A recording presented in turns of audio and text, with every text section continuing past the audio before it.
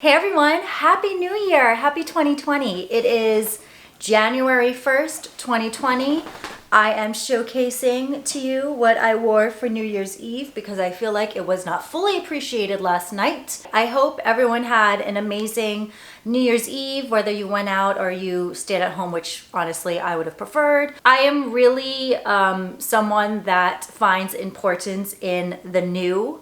So like kind of my New Year's Eve tradition is I can't have my life kind of walk into the new year in chaos. So my house is always sparkling clean. I washed my car. I took out the trash. I like cleaned the closet. I did everything just to kind of get my whole life into this mindset of new year. So I'm feeling pretty good. I lit my candle, my law of attraction candle, and I don't want to like go into like frou-frou crystals and shit because I don't necessarily believe in that, but I do believe in manifestation and law of attraction. And if you guys watched my 2020 financial goals and life goals videos, I'll go ahead and link those up in the cards. You know that I have some really ambitious things that I want to achieve, or at least start to achieve in the new year. So I lit my candle and it's very beautiful. And yeah, I'm just feeling really good and really positive. It's nice and beautiful and bright in LA today. And yes, so on that note, shall we talk about how people still fucking owe me money? New year, same shit. Moving forward, I will still do my monthly budgets. I do understand that it is so important to just see me talk about this every month. And honestly, it's also very important for me because it keeps me on track. That being said, I took the month off for December and haven't even looked at my bank account.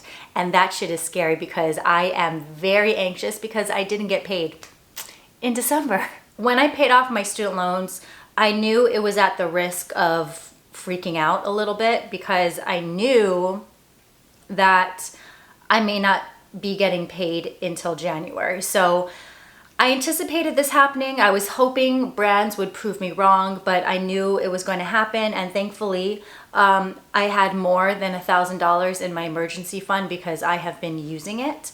And yeah, so hopefully January, once people start. The thing about it's so weird in like LA, in the content creator Hollywood sphere, is everyone works really hard. We work 7 days a week, 24 hours a day.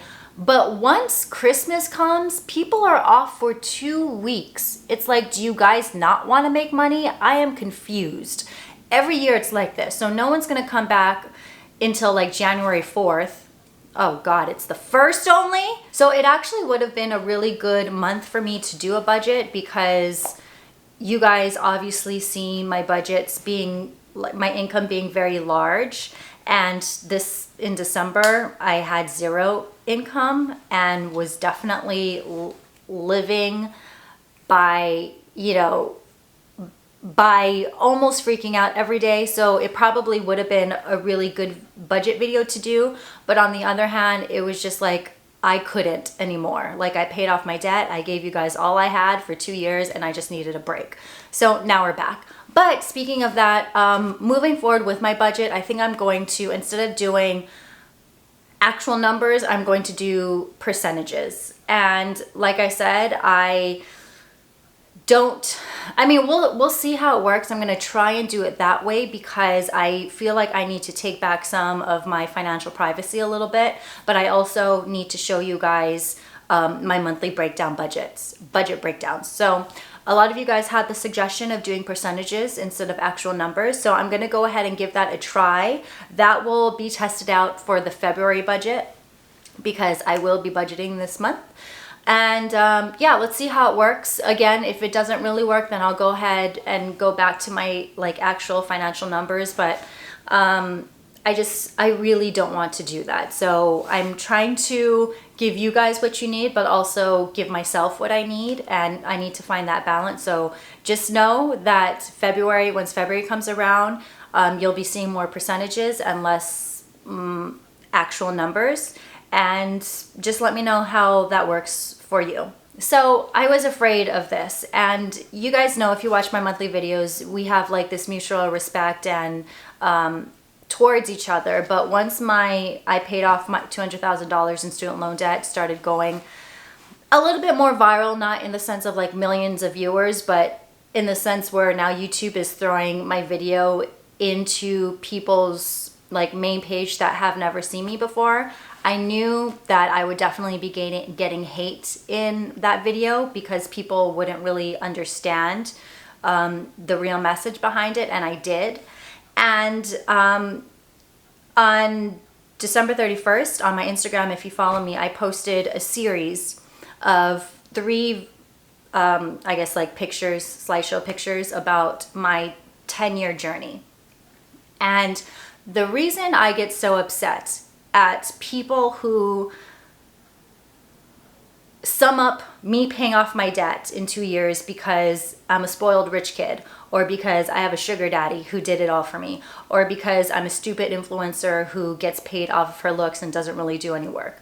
The reason why those comments really piss me off is because that is far from the truth. Yeah, so if you have time to kind of maybe go ahead, if you haven't already seen those series of Instagram posts, there's 3 of them, and kind of just read what I've been through and how long it took me to get to this point, which honestly isn't even financial security yet, because I'm still feeling like I'm living paycheck to paycheck, because I haven't gotten paid in a while. But I think if you read just a very, very, very short synopsis of my 10 years, you would kind of understand why that shit gets under my skin.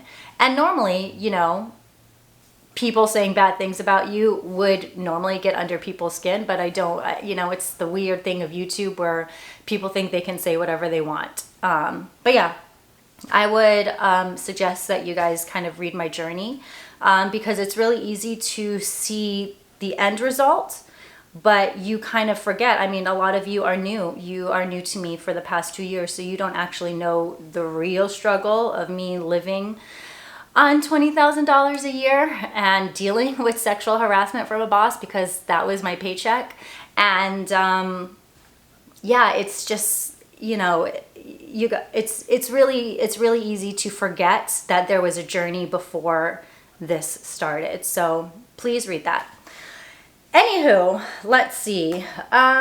December in general was a really, a lot of you guys, you see this, see the sleeping dogs in my videos. You guys know that pets finances have been very, very expensive for me. And many of you have suggested a kind of a veterinary clinic called Banfield Pet Hospital.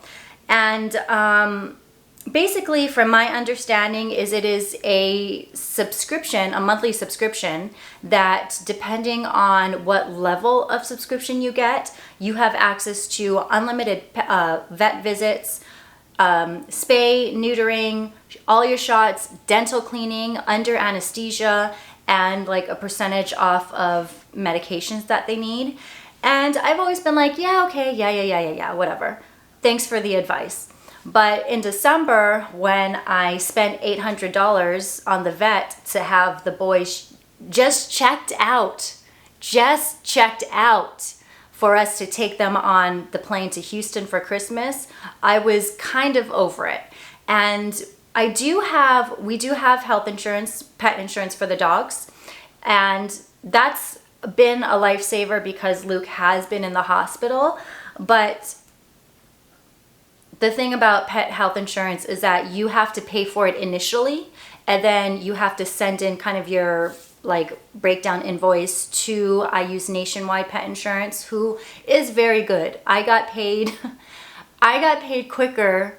I got reimbursed quicker from my pet insurance than I have been paid from a brand I'm still waiting on payment for 8 months from. So there's that. They took 4 days to reimburse me, which is awesome.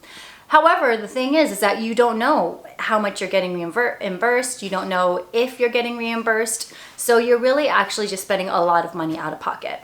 And I feel now that since I am in the process of, well, now that I took December off, in the process of going to build my emergency fund.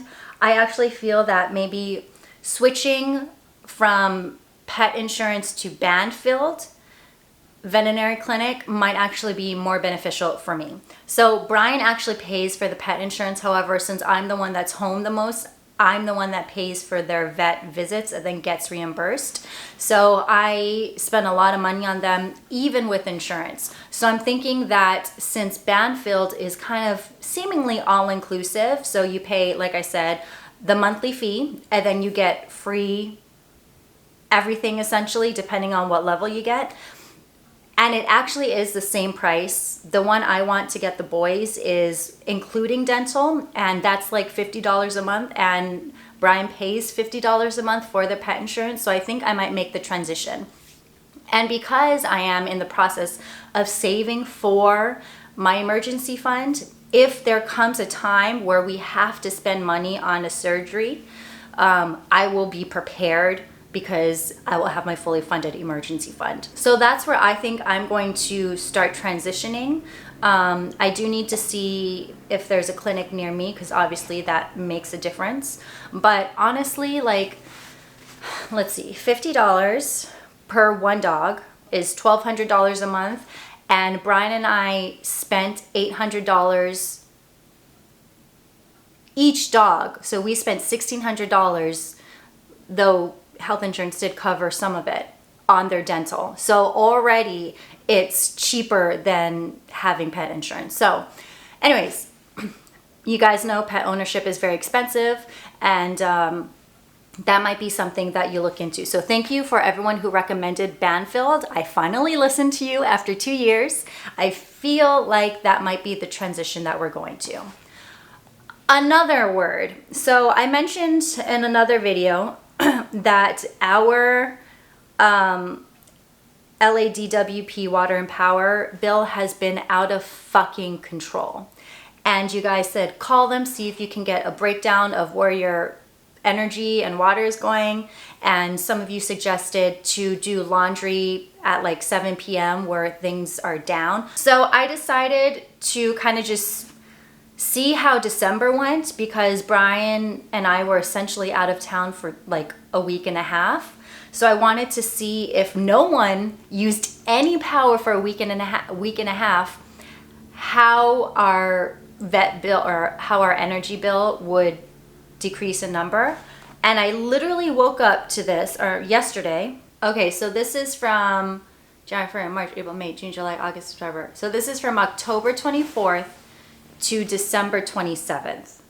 And our bill is $387.80.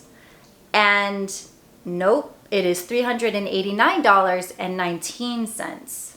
That's a lot of money. And granted, again, this is not something I pay. Brian pays for it, but he doesn't really pay attention. So I am the one that's concerned, because while it doesn't faze him, it bothers me. It just does not make sense. Because a lot of you in the comment section were like, yeah, my bill's like $19 or $50.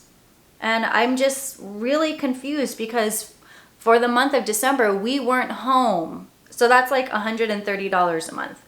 Maybe if I break it down that way, it doesn't sound that bad. But for 2 bedrooms, 2 bath, $130 a month, how does that sound to you? Because again, this is not something I ever paid attention to, because 1, I don't pay it, and then 2, the numbers haven't freaked me out as much as they have been lately, so I kind of just like deleted it in the inbox. But now these seem stupid. So our bill from August to October was $352. June to August was $260. When we had our 1-bedroom apartment was $100, $84, and so on. So that's why this almost $400 LADWP bill is freaking me out. And yeah, I just like, we were gone for December, so I don't really understand it. And when I called LADWP,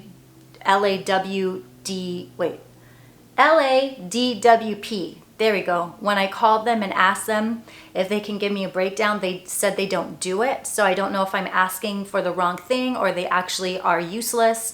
So yeah, give me advice. I think I'm going to pay more attention in the month of January. So January, February, sounds like in March I might have an update, but I'll only do laundry at around 7 p.m., which sucks. I hate, Once, honestly, the sun goes down, that's kind of when I try to not do work of any kind. So I'm really not looking forward to that one, but I'll only start to do laundry at night now. And I guess I do vacuum every day. I do have to say that, but I can't imagine vacuuming taking up that much energy. So maybe I'll start doing that at night as well. And then per usual, we don't turn on the lights because we do have really great natural light until the sun goes down. So that won't change. And then what else is our like thermostat right now is at 72. So it's not like, oh wait, what should it be at? But yeah, if you have any other tips besides doing laundry at night, please let me know in the comments. And then hopefully, let's see, once I implement them for the next couple months, we'll see the bill go down. But that's something I'm paying very, very, very close attention to. What else? Oh, I know what we should do. Shall we check my bank account for the first time and see how much money I have? Yep, true story. Have not checked my bank account in a month, which hasn't happened in 2 years. So now I'm like kind of regressing back to my old behavior of being like financially insecure and no money. So today is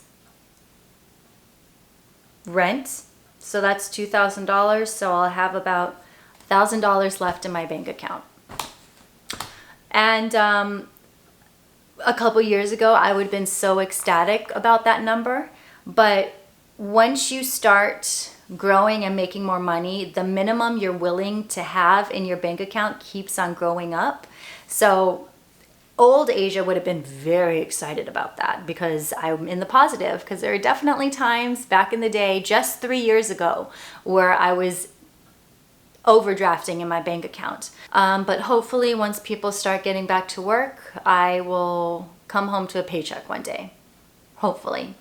But it has kind of lit a fire under my ass to figure out ways to not rely too much on brand deal money, which is scary because that's where 99% of my income comes from, and I don't necessarily have time to do something else that takes a lot of my energy.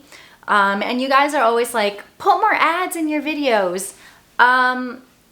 I could, but that's like annoying to me. Even as a viewer, I don't like watching ads. So maybe I'll add two ads in my video. There's some people I know. I started watching Stephen Graham, who's like funny. He has like 4 ads in his video, but he also makes $100,000, I think, in ad revenue a month. Could you imagine making $100,000 a month? Are you kidding me? So I don't know. We'll see how desperate I get. The more ads I place in my videos, you guys know, oh, Asia's like really fucking desperate now. But yeah, just know that might happen. But outside of that, it's still, I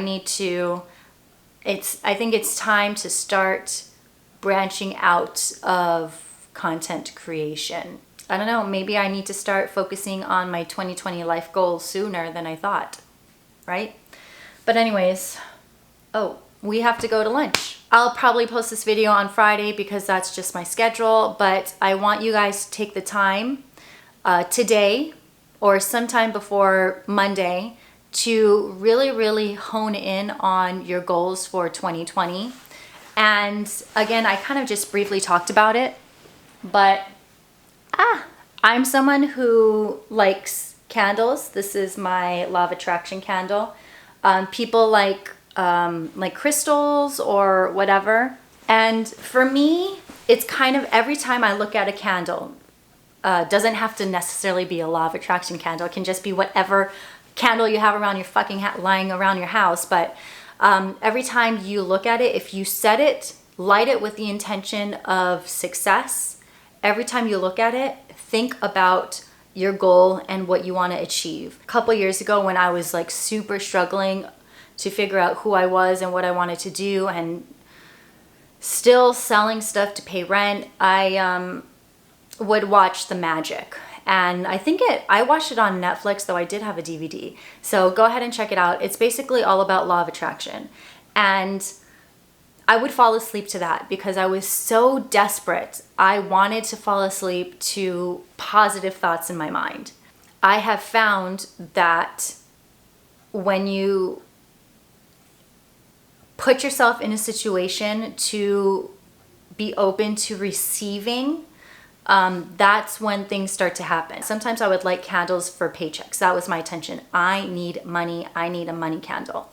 And of course, when you light that, money's not just gonna fall from the air and be gifted to you, right? But what does happen in my case is that every time I did that, I was inspired, or I had an idea that I would do to make me money.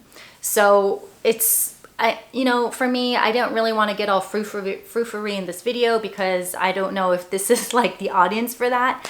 But I just want you to know that it is time to set your intention. It is time to verbally put out in the universe what you want. I'm a huge believer that the universe gives you exactly what you want when you ask for it. You just have to be open to receiving it. And just know that if you're asking the universe for money, it's not going to give you money. It's going to give you kind of ideas to make more money. And we could all use a little bit more of that, right? Anyways, I don't really know where that went. It's kind of hard to talk about a budget when you didn't budget the month before, but we're back on track. It's January 2020. Let's get our lives fucking together. I feel so good about this year for all of us. I think this is going to be a really amazing year for growth. I have seen a lot of your debt trackers on Instagram. You guys are tagging me in them, and I fucking love it. Like, that is amazing. That gets me so excited. I'm so grateful that you guys spend your fucking day watching these stupid videos because, it means that the world is changing and that we are no longer taking shit, lying down. We are changing our lives actively. And for many of us, that means getting our finances together. So that's it. I am hungry. So I will see you. Let's say I'll see you on Tuesday. We'll see. If everyone's on vacation, I want to be on vacation still too. But yes, thank you so much for watching. Happy New Year. I'm glad everyone is safe and alive, and let's do this, motherfuckers, okay? 2020 is our year.